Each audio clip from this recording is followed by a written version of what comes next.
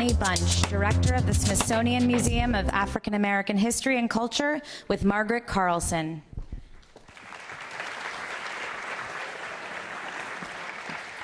Hi.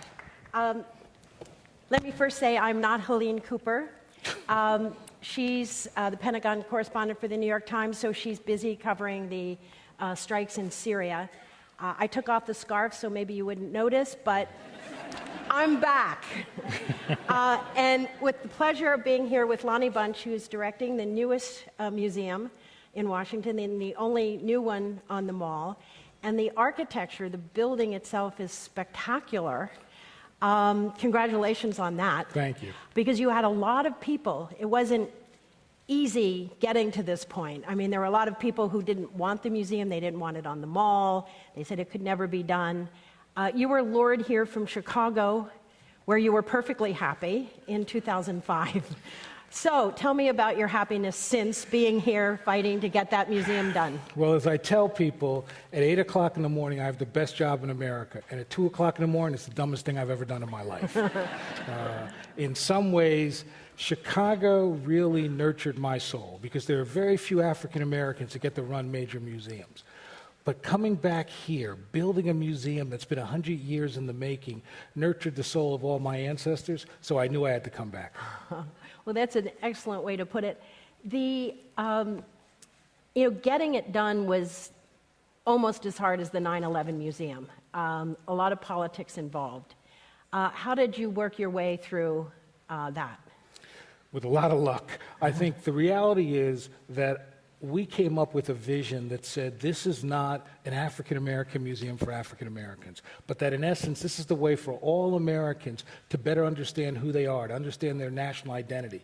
And the notion of making it inclusive made it easier to get corporate support, to get Congress involved.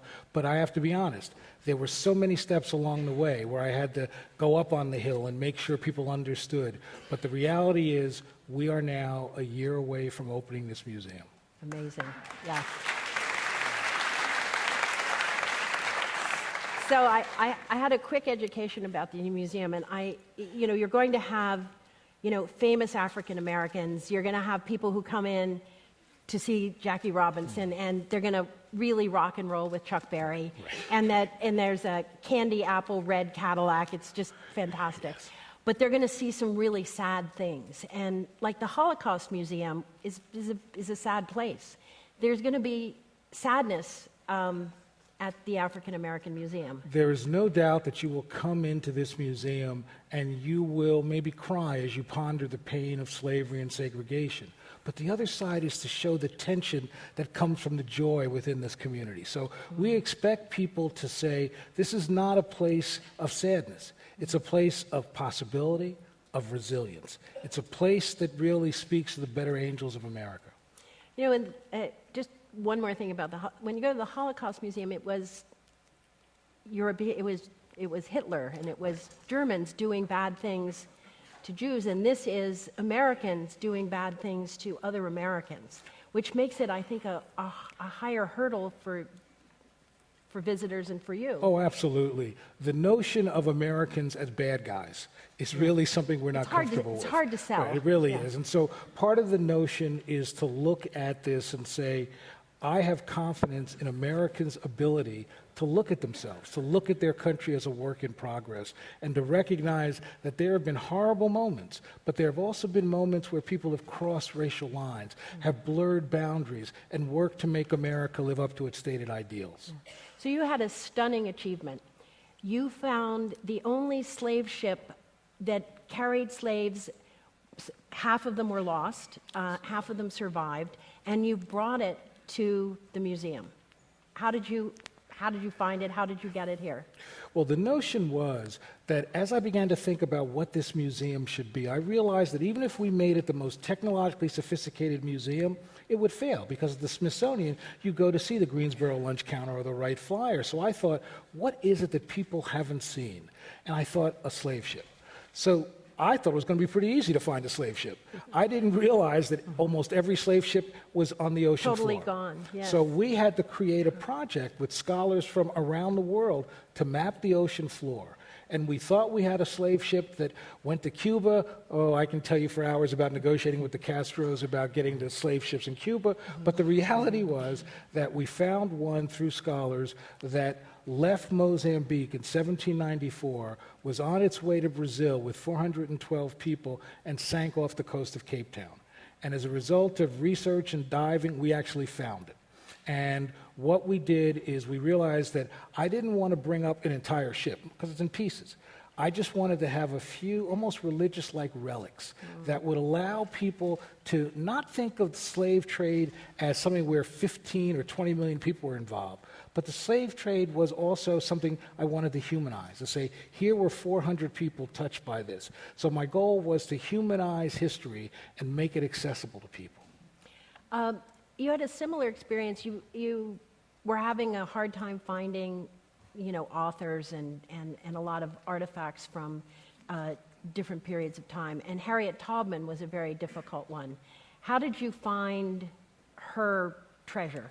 Well, the biggest challenge of this museum was not raising money, not hiring staff, not even getting a space on the mall. Tell candidates that. Not raising money? Piece of cake. You had an easy time of it? Let's just say now I can say it's an easy time. But the reality is that I was more worried about the fact that we didn't have artifacts. Because unlike any other national museum in the world, this one didn't have a collection, it didn't have staff, it didn't have a benefactor. It had to start from scratch. So that's what I worried about. So we went around the country with the assumption that almost all of the 20th century and most of the 19th century is still in basements, trunks, and attics. So we went around the country trying to get people to basically, we stole the idea from Antique Roadshow, bring out your stuff, share it with the Smithsonian. Well, what happened is that I got a call after doing that from a collector in Philadelphia, and he said, Lonnie, I have material of Harriet Tubman. And I'm a 19th century historian. How did he know? Well, we had gone out, people had heard about us looking for things in the newspapers, and he knew me over the years. And when he called, I said, come on, you don't have anything on Harriet Tubman. Nobody does. And he said, why don't you come to Philadelphia and see? So I thought, well, at least I'll get a Philadelphia cheesesteak out of the deal, so I'll go. And I went up, and he took us into this room in Temple University, and he started pulling out things that I didn't know existed. He pulled out pictures of Harriet Tubman's funeral that no one had ever seen. He pulled out a sort of shawl that Harriet Tubman was wrapped in 3 days before she dies, a famous picture of that shawl, and there it was in front of me, given to Harriet Tubman by Queen Victoria.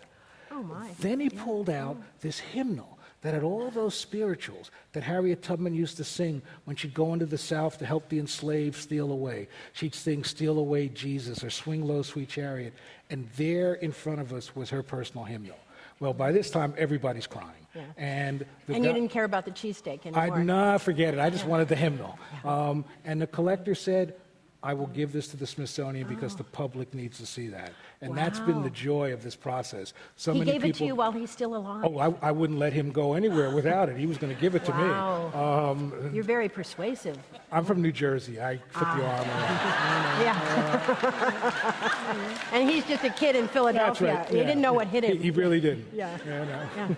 Well, congratulations on that one. So there's another exhibit we have a picture of, which is it IRA Aldridge? Aldridge. I don't think anybody outside of, a historian like you has heard of IRA Aldridge.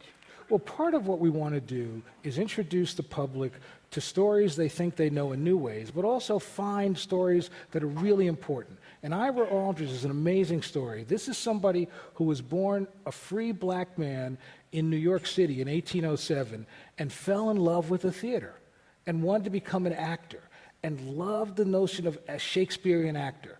He couldn't get any opportunities in the United States, so he left at age 20 to go to England. And he began to work as an actor, and he was so good that he became the first African-American to play Othello in a mixed-race production. And he became the toast of Europe for 20 or 30 years. And he never got back to America. He always wanted to come, and no one would bring him back. But he felt that he was still an American, so all the money he raised, he gave a lot of it back to abolitionist organizations to help his enslaved brethren. And just before he thought he could come back to America, unfortunately, he died in 1867. And so what we have is this playbill that sort of announces his performance as Othello in a theater in the UK. And very rarely do you get the chance to do things like that. No, rarely. So do you have an Obama exhibit at the museum? Well, we have, of course we do. You know, I guess it was a dumb question. I may be from Jersey, but I am smart. Yeah. Well, I'm from Washington, and I'm not. I think what we realized is that the election of Obama was a historic moment. And so we thought it was crucially important to tell the story of the election. And what we actually did, we actually went and collected an entire campaign headquarters of Obama that he had in Northern Virginia. So in a way, the goal was not necessarily to simply celebrate President Obama, but to talk about what this means as we enter into the early days of the 21st century. And so that's what we've been trying to do, because for me, the goal of this museum is, on the one hand, this will be the first green museum on the mall, and that's great. I'm really proud of that. And it's going to have artifacts that people have never imagined they can see. But the goal of the museum is to help people realize that history is as much about today and tomorrow as it is about yesterday. And that ultimately the job of a National Museum of the Smithsonian is to make America better.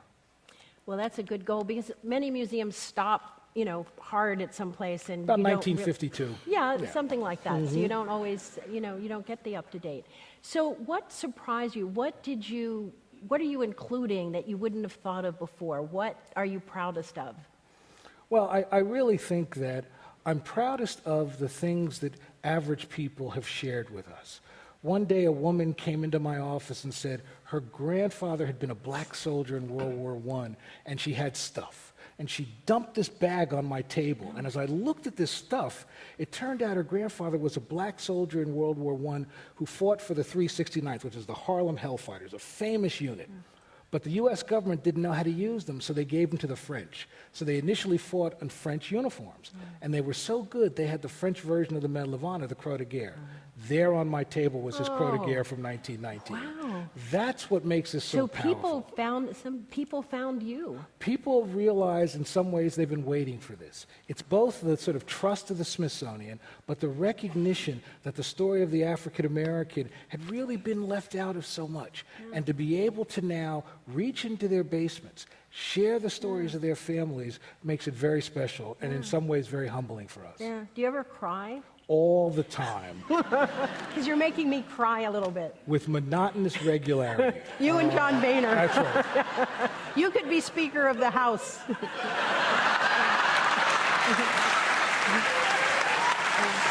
Okay. I'll stick to being a museum director. So you arrived here in 2005. You've done what many people thought wasn't going to happen in a decade. And you open when? We hope to open by the end of September a year from now. Okay, so this is the anniversary of your opening. In a sense. It's been Yes. 10, I've never done anything for 10 years other than stay married. It's just been an amazing Mrs. Bunch day. is thrilled, I'm sure. Yeah. She'll be thrilled when we cut the ribbon. Yes. So do you then, your child is born, do you stay another 10?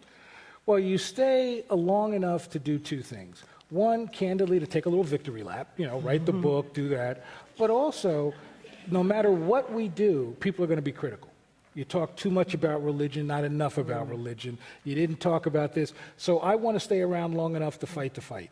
Okay. Well, I hope I'm there, and congratulations. Thank you very much. Appreciate it. Thank you. That was great. That was fun.